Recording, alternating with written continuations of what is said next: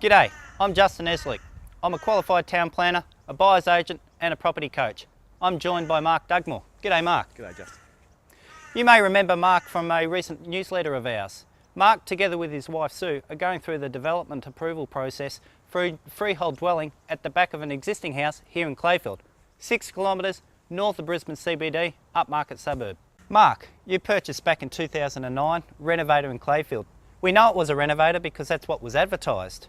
Why don't you tell us a little bit about what the agent told you about the property and how much you paid for the property? Yeah, it was advertised as a 2-bedroom renovator in a northern suburb, fantastic spot.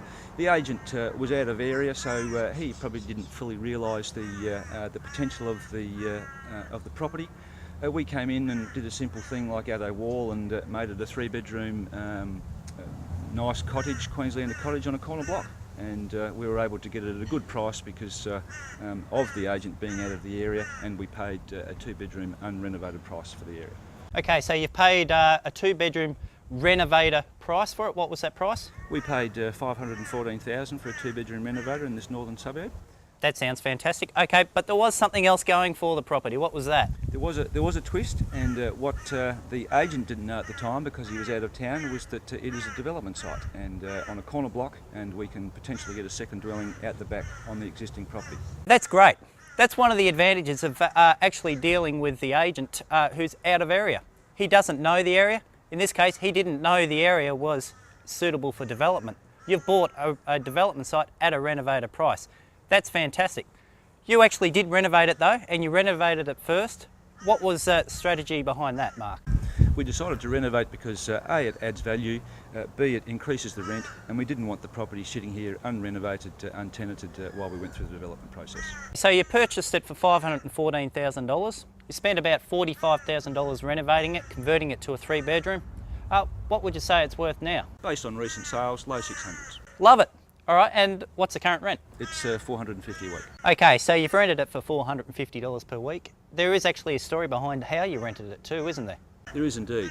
The day we took ownership, I put the for rent sign out the front on the corner, and for the whole renovation process we had a steady stream of potential tenants coming through. And in actual fact, the current tenants were the first ones through the door, I think on the second day, inspecting it even before we'd renovated.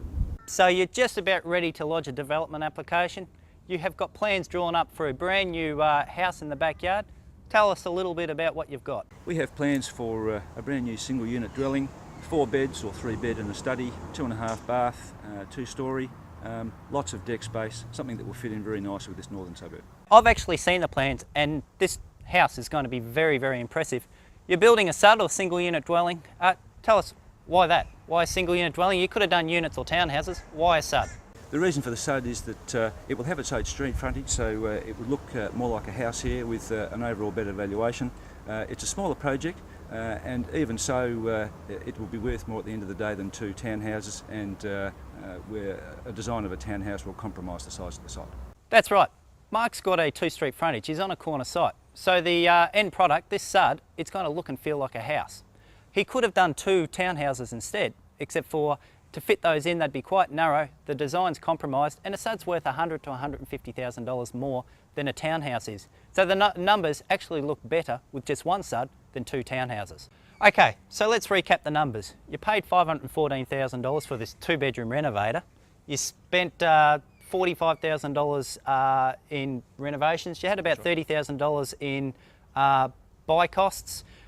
You're going to develop now, probably about $400,000 to build, and your consultants and your council fees. What's the end value going to be?